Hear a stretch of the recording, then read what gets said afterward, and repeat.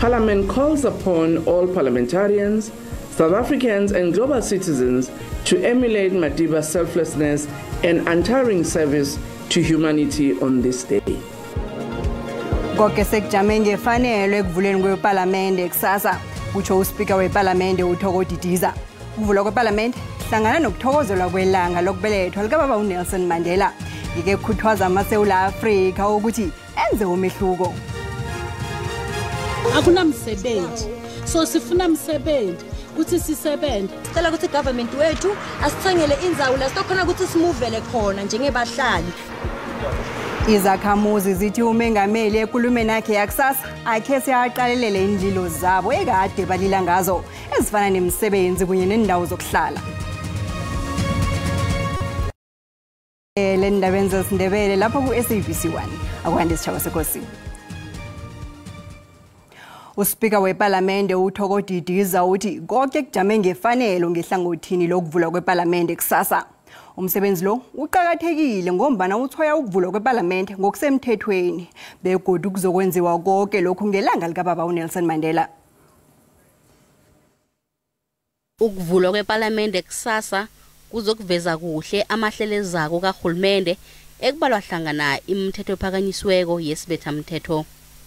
Umengameli uCyril Ramaphosa uyokuvula iParliament ngokusemthethweni kusasa ntambama nge-iri lekhomba begodu uyokusebenzisa ithubeli ukuveza amaqalontanzi kaHulumende wehlandla lekhomba.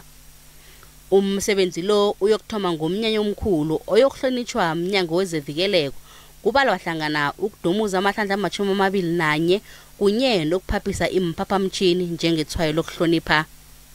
iParliament ibawe amalunga weParliament kunye namaSewula Afrika wonke ukuthi asebenzise ilanga lakusasa njengethwayo lokukhumbula imisebenzi emihle kamengameli walokya uNelson Mandela.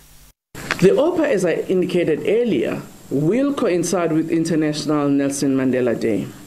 Parliament calls upon all parliamentarians, South Africans and global citizens to emulate Madiba's selflessness and untiring service to humanity on this day. We encourage everyone to engage in a meaningful and impactful act of service to others, thereby changing the world around us. Amanye amalunga weParliament azokuthatha imizuzwana ema-60 nekhomba emsebenzini nabo bayokusiza enhlanganweni ezizijameleko magega neKapa.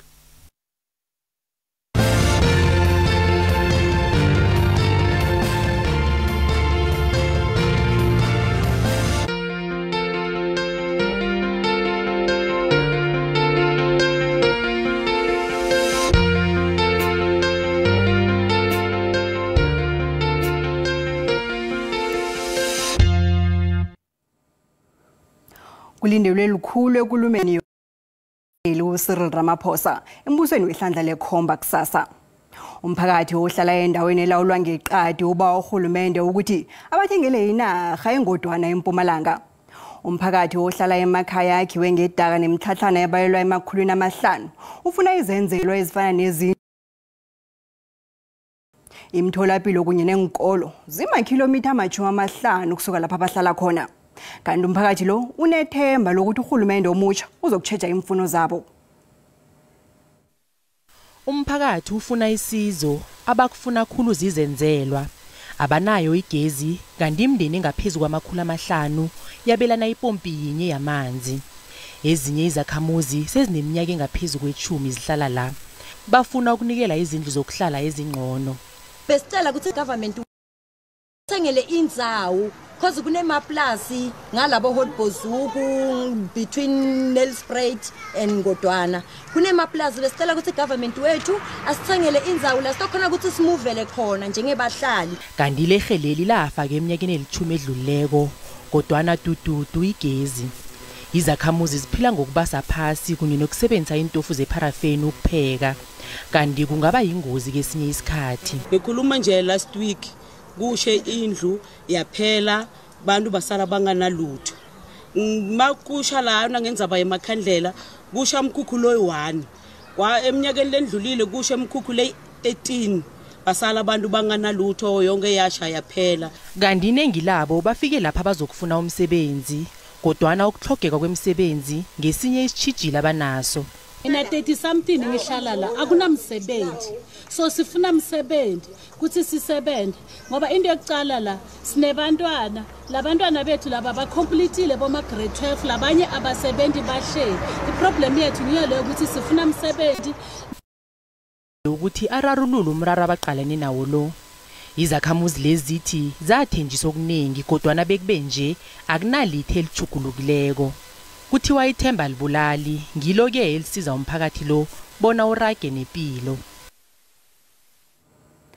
Umlando weSouth Africa malungana nokulwelwa kwamalungelo obuntu umunyethwe incwadi zomlando ephasini zombelele. Nanyana amazwe athwenyekile ngokuthi isizukulwane esizakho singagcina siwulibala umlando lo malungana nokuphela kwebandlululo. Nayikhibe yakwenziwa imizamo yokwenza ukuthi uhlale ukhona. eTanzania abotithere bakhombele babawe isekelo elikhudlwana bona kufundwe ngoNelson Mandela nomlando weSouth Africa. Udokotela Hezron Khangalo sazi ngemfundo zeAfrika ngeSewula uthi iTanzania neSouth Africa zinobudlelwano obungalinganisekiko. Tanzania lemindima ebonakala ke kusizeni iSouth Africa ngesikhathi ama lecturer university athi imfundo zomlando zisaqhakathekile nesikhathini sanje. Nelson Mandela spending 27 years at Robben Island and the suffering they went through. It is very important to be in our curricula so that they can see that the independence we are having was not easily brought on a silver plate. People fought for this independence. Khathesi ubudlelwano obuthuthukile khulukhulu kezohwebelana namasiko. In relation to what's going on with South Africa, it just seems like the youth are now more aware and they're more led towards changes. They're more interested in whatever, in ensuring that the government is actually accountable to them. Young people right now, they don't keep in mind a lot about Mandela. And what should be done is maybe like honoring his day. Elimi leTanzania Kiswahili silafundiswa nakezinye inkolo zeAfrika ngeSewula solo kwango 2020. Abotithere bathi ngalo bingwe ukwakho ukuzwisisana nokuhloniphana hlangana nabantu abatsha bamazwe amabili la. Our relationship in the business, South Africa is surpassing us, and even when we try now and again to do business together, we lag behind. Njengoba iSouth Africa neTanzania ziragela phambili nokukhamba ndlelanye nje, nethemba lokuthi kuzokuba nokusebenzisana nokuhloniphana esolo kwachiwa nguMandela. Begot lokho ngalethi ingoma uselithembisako. Ekhasini lethu leFacebook sibuze ukuthi uyokwenzani kusasa ukuthokozela ilanga likababa uNelson Mandela. Nakumbona ukhelandela mbukelo. Nami ngibeke ukuthi kusasa la lami ngikupha uze ngikhona ukuthi ngibungade kahle ilanga lababa uNelson Mandela. Awa mina kusasa ngizabe ngisemberegweni ngibereka sakuzwa ngabo bona siligidinga njani langile. Sabe thina siphuma sisiya kubantu abakhubazekileyo siyobanceda ngosuku likaMadiba. Mina njengamalume lo layisha abantwana bonke lingibalayishela abantwana batathola idiscount. Ngilithatha njenganosuku lokuphumula njengoba ngumuntu osebenzayo. Thina abanye sobe sibereka mfana. Wesithewukele during the week akunanto ehle ngathi singayenza during the week lapha kuyabanda mkhathi esihlelile nje thina kusasa sihlele ukuthi sihlanganise 100 rand siyonike omunye umama ogulayo. Mina ke ngizabe ngingem30 lapha ngizabe nginikela ngezambatho namkhimpahlo ekudala ebantwini bekhethu esikoleni sabomene namkhabantu abakhubazekileyo. Umbono ngeumbukeli SABC ayizokuthosa umlando ukuziphendulela ngombono wombukeli. Abaqozululi bathi nanyana kubunje uhulumende wokubusa ngokubumbana nje kodwa na iANC isalibusa ilizwe lingamavoti amaphesenti ama40. Lokhu kuvezwe umqozululi njengoba na icabinet etsha ebunjwe izinhlangano zepolitiki ezili11 izokthoma ukusebenza njengoba nakuvulwa iParliament ngelesine. Kunabanye kwezepolitiki abavuma ngobona ukubusa ngokubumbana akusiyinto elula nakuqalwa ubujamo belizwe lini. I would say that the current context, and I had said this before, The current conflict in 2024 does not necessitate a GNU. It did not necessitate a GNU at all. It just necessitated the ruling party to be bold enough to select the political parties that they would best work with. Kanti njengoba nabongqongqothe namasekela abalungiselela ukuthoma umsebenzi ngemva komhlangano webandla le-ANC welukho uSimelane uyabuyelela bona kuhle kuhle nanyana i-ANC ithola amavoti kusesengiye ephethe ilizwe limi. If you look at how the important positions within the cabinet and the large executive were distributed, they were strongly in favor of the ANC maintaining power and the dominance in government. Nakabuzwa bona kuzokubalula ukuthi amalunga wakahulumende wokubusa ngokubumbana aziphendulele na, uSimelane uphendule nganasindlela. I think that each and every political party involved in whatever position they've been given in the GNU would want to really ensure that they are seen to be very effective in what they're doing in order to appeal to the voters for future elections. Kuthenjwa bona uhulumende ukusebenza iminyaka emihlanu lemi ngoba nakufanele inhlangano zibekele ngeqadi ungaboni ngelihlo linye kwezepolitiki kuqala ukuthuthukiswa kwelizwe limi. Usomkhulumi we-MK Party uNhlamulo Ndlela uqinisekisa bona ihlelo le-ANC lokukhalima umengameli walokho uJacob Zuma lithilisele iveke ezako ngelesibili. uNdlela uthi ulindele bona i-ANC ivume ukuthi uZuma akhambele ibandleni lokukhalima elibunqopha. uZuma ubengekho namhlanje ebandleni lokukhalinywa kwakhe bekajanyelwe lilunga laphambilini lekomiti enkulu ye-ANC uThoni Yengeni ngehlelo lethungelelwano. uZuma wadoselwa ngaphambi kwekomiti ekhalimako ye-ANC ngemva kokumemezela ukuthi angekhe abawele i-ANC amavotu kodwa nawo yokubawela ihlangano etsha umkhonto wesizwe party. Nasibuya Ntolo. Legislative and policy environment the modern era. Some of the legislation governing the sector dates back to 1947, which means we're not able to take advantage of some of the cutting edge technology. Ngqongqotjhe wezokulima uJohn Steenhuisen uthi uzokuthuthukisa ikoro yezokulima ngensetshenziswa zesikhathi sanje.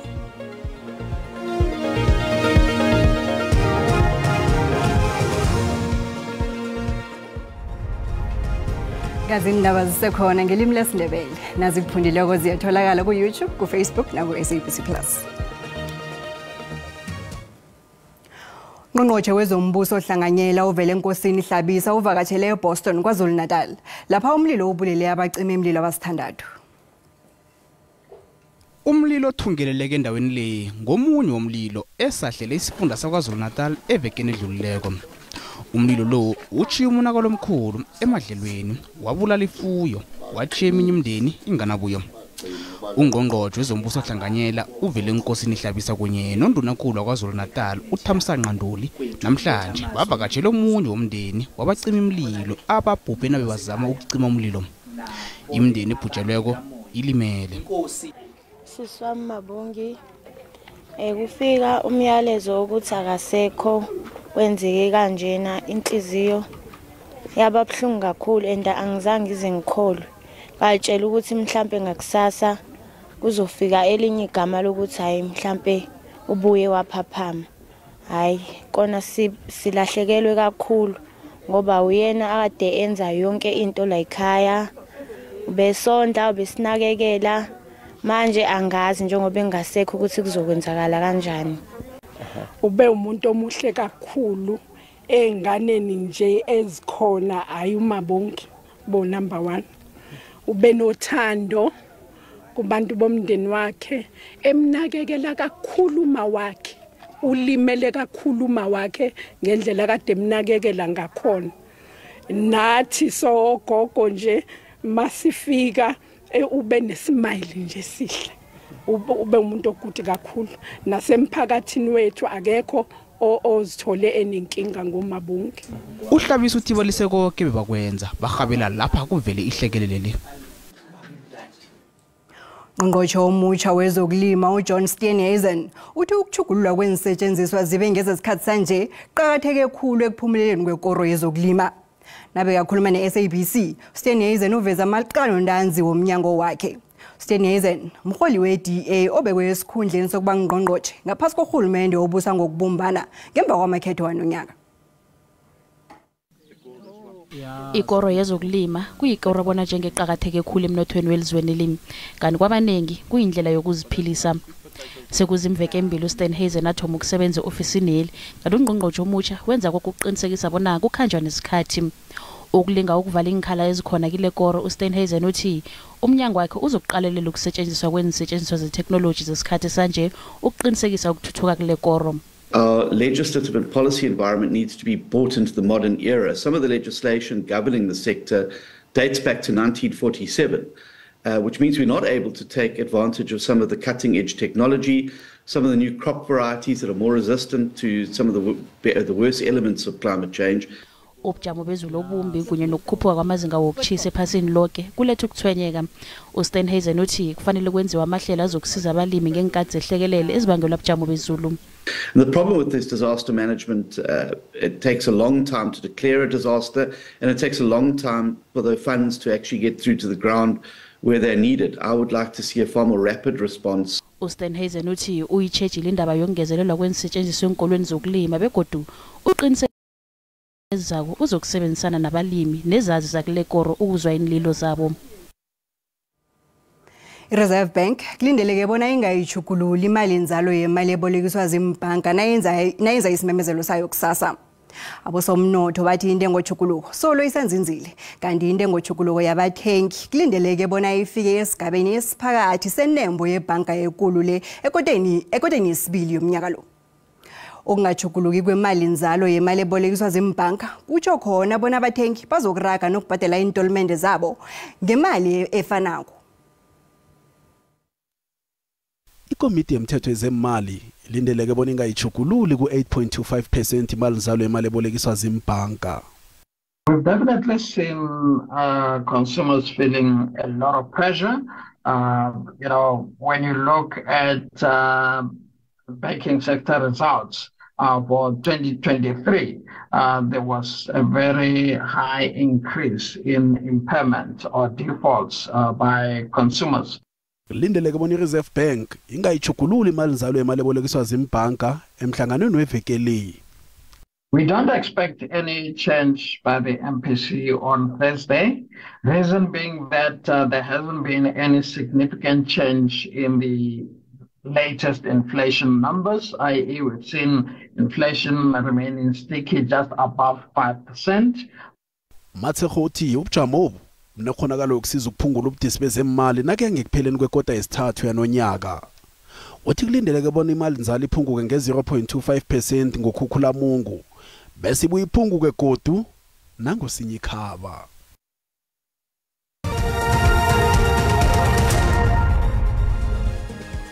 Kezemali iranda lehlile nalilinganiswa nezinye imali ezikulu.